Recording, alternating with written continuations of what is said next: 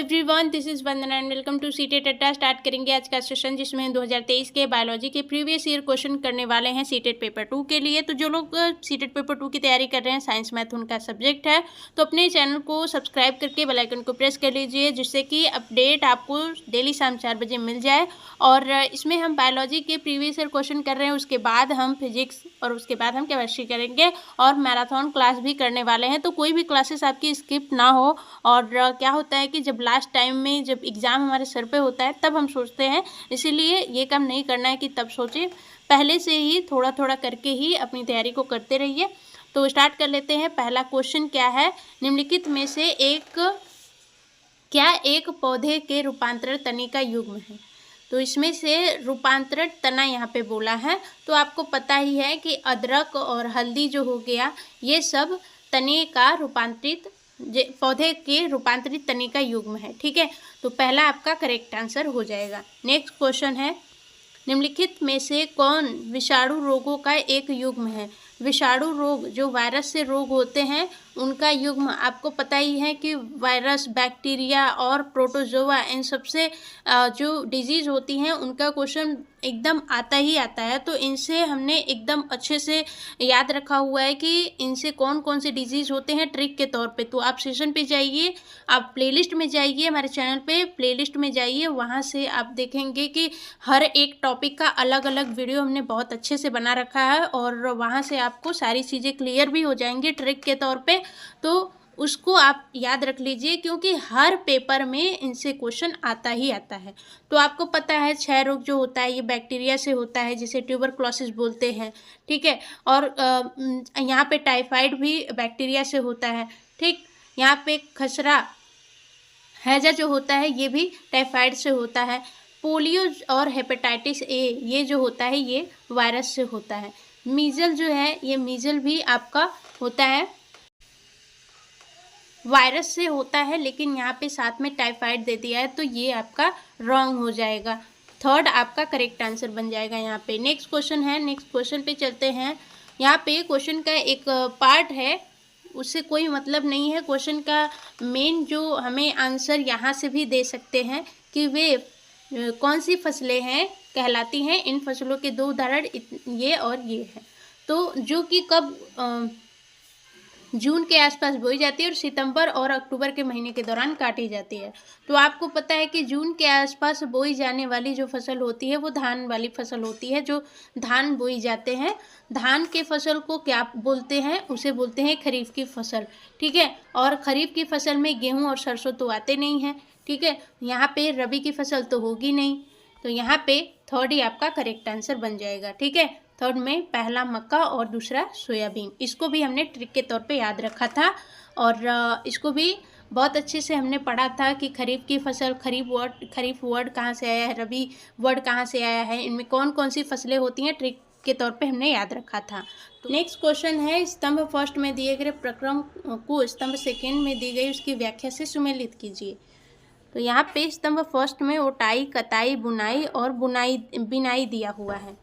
तो right answer हमें खोजने के लिए ये पता होना चाहिए कि जो कपास की खेती होती है उसमें क्या क्या प्रक्रियाएं सम्मिलित होती हैं, वही प्रक्रिया के बारे में बताना है।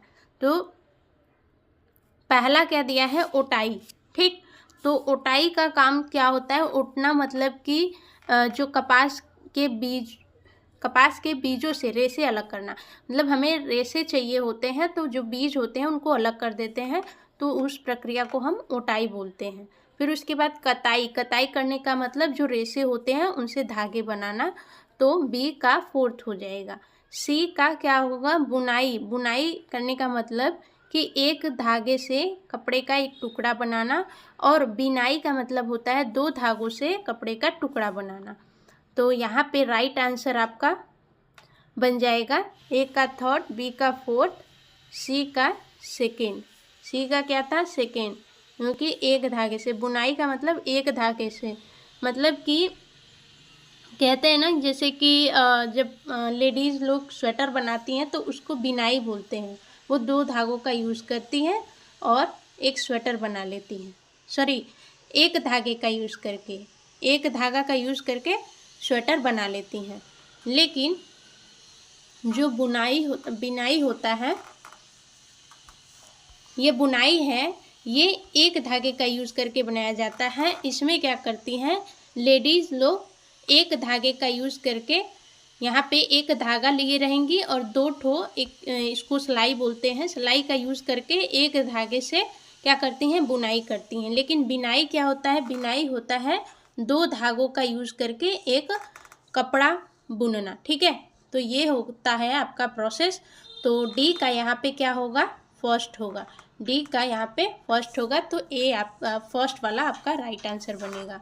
नेक्स्ट क्वेश्चन पे चलते हैं। नेक्स्ट क्वेश्चन है, विषाणुओं के संदर्भ में निम्नलिखित कथनों को पढ़िए और सही कथन का चयन कीजिए।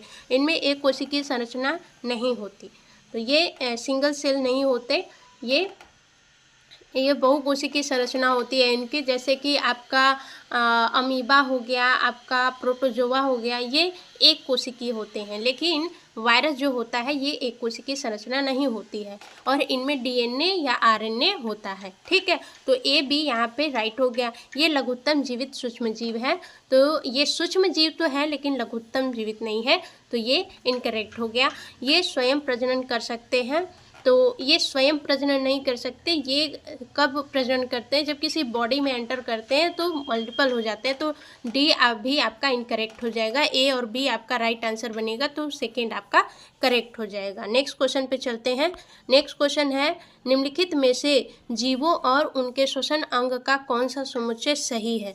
तो यहाँ पे राइट आंसर है जीव और यहाँ पे श्वसन दिया है। आपको पता है केचुआ जो होता है अपनी स्किन से सांस लेता है, तो यहाँ पे ए का सेकंड हो जाएगा। ए का सेकंड तो यहाँ पे 2 दिया है। फिर उसके बाद कॉकरोच पे आते हैं, तो कॉकरोच जो होता है वो अपने श्वास नाल तंत्र के द्वारा सांस लेता है, तो बी का भी दोनों में से थर्ड दिया है। ठीक, फिर डाल्फिन जो होता है, आपको पता है जो डाल्फिन होती है और व्हेल मछली होती है, ये क्या करते हैं, ये फुफ्फुस के द्वारा श्वास लेते हैं। ठीक, तो सी का 4 हो जाएगा। ठीक, तो ये फर्स्ट ही आपका करेक्ट आंसर बनेगा और घोघा जो होता है वो क्लोम के द्वारा श्वास लेता है, तो डी का फर्स्ट हो जाएगा। तो यहाँ पे राइट आंसर आपका कौन सा बनेगा, फर्स्ट वाला। नेक्स्ट क्वेश्चन पे चलते हैं। नेक्स्ट क्वेश्चन है, मुर्गियाँ डैश होती हैं और उनमें डैश निषेचन होता है। तो मुर्गियाँ जो आपको पता है कि मुर्गियाँ अंडे देती हैं, तो इसीलिए ये क्या हो जाएंगी, अंड प्रजक हो जाएंगे। ठीक है, अंड प्रजक हो जाएंगी। फिर उनमें निषेचन होता है, तो आंतरिक होता है या बाहरी होता है, क्या निषेचन बाहर होता है कि आंतरिक ही होता है, वो आंतरिक निषेचन होता है, तभी तो वो एग फॉर्म होता है और उसके बाद बाहर निकलता है एग, तो इसमें क्या होता है, आंतरिक निषेचन होता है। तो फर्स्ट आपका करेक्ट आंसर हो जाएगा। नेक्स्ट क्वेश्चन है, लाल रक्त कोशिकाओं आरबीसी का आकार बृहद पृष्ठ क्षेत्रफल प्रदान कर गैसों के विनिमय में मदद करता है। आरबीसी का आकार है तो लंबा एवं पतला, ये गलत हो जाएगा। लंबा और पतला जो होता है हमारी पेशियां होती हैं। ठीक है, जो पेशियां होती हैं वो लंबे आकार की होती हैं और चपटा तो होता नहीं। चपटा कहने का मतलब कि इस तरीके से, और चक्र के आकार का मतलब कि वो कैसा होगा, इस तरीके से गोल होगा और बीच में हल्का सा जैसे मतलब कि दबा हुआ रहेगा, तो उसे चक्रीय आकार का बोलेंगे। और शाखित का मतलब कि जो तंत्रिका तंत्र होता है वो शाखा के आकार का होता है, तो ये तो होगा नहीं। तो राइट आंसर आपका 3 हो जाएगा। जो आरबीसीज होते हैं वो चक्र के आकार के होते हैं। ठीक है, नेक्स्ट क्वेश्चन पे चलते हैं। पौधों में वाष्पोत्सर्जन के संदर्भ में निम्नलिखित वाक्यों को पढ़िए। तो यहाँ पे दिया है, वाष्पोत्सर्जन चूषक बल उत्पन्न करता है जो ऊंचे वृक्षों में जल को ऊंचाइयों तक पहुँचाता है। करेक्ट आंसर है, वाष्पोत्सर्जन जो होता है उसी के कारण जो होता है ऊंचे वृक्ष में जो पानी होता है वो ऊपर तक पहुँचता है। ठीक है, आपको ऑप्शन में ये भी दे देगा किसके द्वारा आपका जो ऊंचे पौधों में पानी ऊपर तक जाता है, जैसे प्रकाश संश्लेषण हो गया, वाष्पोत्सर्जन हो गया, श्वसन हो गया, तो हमें करेक्ट आंसर हमारा वाष्पोत्सर्जन होगा। तो पहला तो सही हो गया। बी दिया है, वाष्पोत्सर्जन पौधों में अनुकूलतम तापमान संतुलित करने में मदद करता है, तो बी भी आपका करेक्ट हो जाएगा कि वाष्पोत्सर्जन अगर होता रहता है तो हमें पता है कि वाष्पोत्सर्जन के द्वारा पत्तियाँ झुलसने से बचती हैं, तो उनमें क्या होता है कि जो गर्मियों में हवाएं चलती हैं या फिर ठंडी में जो पाले लगते हैं उनसे पौधों को बचाता है और इसी वजह से, क्योंकि ये जो वाष्पोत्सर्जन है टेम्परेचर को मैनेज करके रखता है, बैलेंस करके रखता है। तो बी भी करेक्ट हो गया। सी दिया है वाष्पोत्सर्जन जड़ों को जल के अवशोषण में सहायता करता है। तो ये तो पता ही है कि वाष्पोत्सर्जन के द्वारा ही जो पानी होता है ऊपर आता है, तो और जो पानी होता है वो जड़ें ही अवशोषित करती हैं। तो सी भी आपका करेक्ट हो जाएगा। तो राइट आंसर आपका बनेगा 4, A, B, C तीनों। ठीक है, तो यहाँ पे हमारा क्वेश्चन कंप्लीट होता है। आई होप सारी चीज़ें आपको क्लियर होंगी। और डेली शाम 4 बजे हमारे चैनल सीटेट अड्डा पे बने रहिए। नए हैं चैनल पे तो चैनल को सब्सक्राइब करके बेल आइकन को हिट कर दीजिए। मिलेंगे नेक्स्ट वीडियो में सेम टाइम पे। Bye bye, take care and thanks for watching.